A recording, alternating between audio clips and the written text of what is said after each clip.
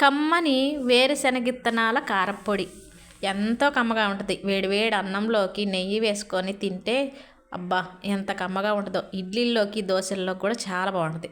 ఎలా చేసుకున్నానంటే స్టవ్ వెలిగించి కళాయి పెట్టి ఒక పిరికెడు ధనియాలు సన్నటి సెగ మీద వేయించాను. ధనియాలు కొద్దిగా వేగిన తర్వాత ఒక స్పూన్ జీలకర్ర కూడా వేసేసి జీలకర్రని కూడా దోరగా వేయించాను. ధనియాలు జీలకర్ర వేగిన తర్వాత ఒక స్పూను నువ్వులు వేస్తున్నాను. ఈ నువ్వులను కూడా దోరగా వేయించుకోవాలి. మంట అయితే ఎక్కువ పెట్టుకోకూడదు, సిమ్లో ఉంచుకొని వేయించుకుంటే మంచిగా వేగుతాయి, లేదంటే మాడిపోతాయి. ఇక ధనియాలు జీలకర్ర నువ్వులు వేగినాయి కదా, వాటిని వేరే ప్లేట్లోకి తీసేసుకున్నాను. ఇక అదే కళాయిలో శనగిత్తనాలు 3 పిరికెళ్ళ శనగిత్తనాలు తీసుకున్నానండి.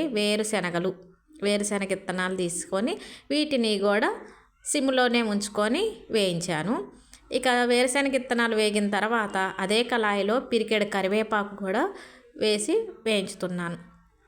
ఈ కరివేపాకు కూడా వేగిన తర్వాత ఇక ధనియాలు జీలకర్ర ముందుగా ఒక ప్లేట్లో తీసుకున్నాను కదా, దాంట్లో వేసేసి ఇక అదే కళాయిలో కొద్దిగా నూనె వేసి మిరపకాయలు వేయించుతున్నాను. ఇక్కడ మిరపకాయలు నేను ఇన్ని అని అయితే చెప్పట్లేదు, ఎందుకంటే మేము ఘాటు ఎక్కువ తింటాను కాబట్టి గట్టిగా 3 పిరికెళ్ళు మిరపకాయలు తీసుకున్నాం. అలాగే వేరుశనగిత్తనాలు కూడా 3 పిరికెళ్ళు తీసుకున్నాను.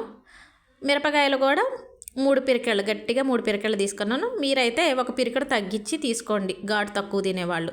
ఇక మిరపకాయలని కూడా మంట ఎక్కువగా లేకోకుండా సిమ్లో ఉంచుకొని ఇలా వేయించుతున్నాను. చక్కగా మిరపకాయలు వేగినాయి. ఇక ఇలా వేగిన మిరపకాయలని దంచేసుకుందాం. ముందు రోలు శుభ్రంగా కడిగేసి తడి లేకుండా చూసుకోవాలి.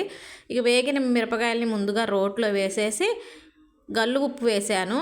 3 స్పూన్ల గల్లు ఉప్పు వేసేసి మిరపకాయలని దంచుతున్నాను. గల్లు ఉప్పు వేయటం వల్ల, అదే ఉప్పు ఏదైనా మిరపకాయల్లో వేయటం వల్ల తొందరగా మెదుగుతుంది.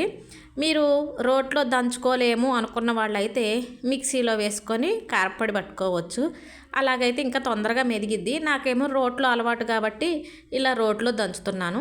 అయితే కొంచెం టైం పట్టిద్దిలేండి. రోట్లో మిరపకాయలు నలగాలంటే చాలా టైం పట్టింది. అటు ఇటుగా నాకు అర్ధగంట పైనే పట్టింది. నాకేమో రోట్లో నూరే పచ్చళ్ళు కారపొళ్ళు అంటే చాలా ఇష్టం కాబట్టి ఇంత కష్టపడుతున్నాను. మీకెందుకు లేని కానీ ఇంత కష్టం. చక్కగా నేను చెప్పిన విధంగా మిరపకాయలు వేయించేసి మిక్సీ గిన్నెలో వేసేసుకొని స్విచ్ చేసి బర్రన పట్టేసేయండి, బుర్రున కారపొడి అయిపోద్ది. ఇంకోటి ఏంటంటే మిక్సీలో పట్టడం వల్ల ఈ కారపొడి ఇంకా మెత్తగా మెదిగిద్ది. ఇప్పుడు రోట్లో కాబట్టి కొంచెం ఒక్కలుగా ఉంది.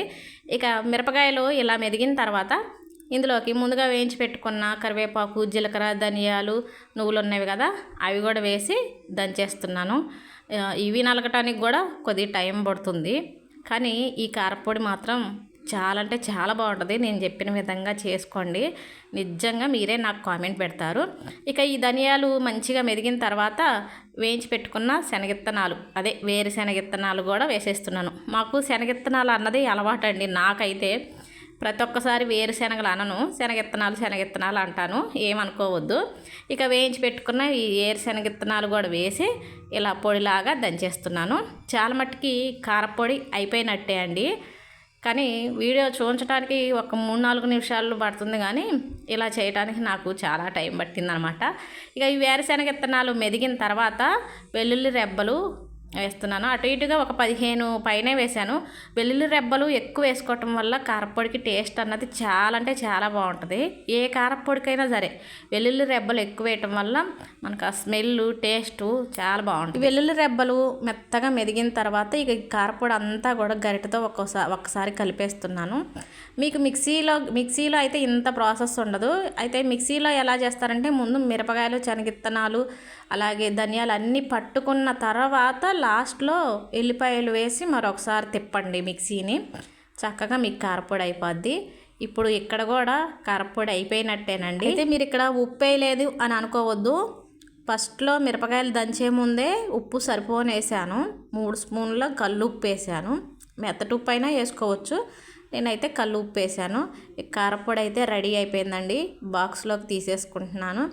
ఇక ఈ కారపొడి అయిపోయిన దాకా మా ఇంట్లో అయితే కూర చేసిన, ఆఖరికి చికెన్ వండినా మటన్ వండినా కంపల్సరీగా ఈ కారపొడితో ఒక్క ముద్ద అయినా తింటారు, అంత ఇష్టం అనమాట. ఈ కారపొడి వేసుకొని వేడివేడి అన్నంలో నెయ్యి వేసుకొని కలుపుకొని తింటే వాహ్ అనాల్సిందే, అంత కమ్మగా ఉంటుంది.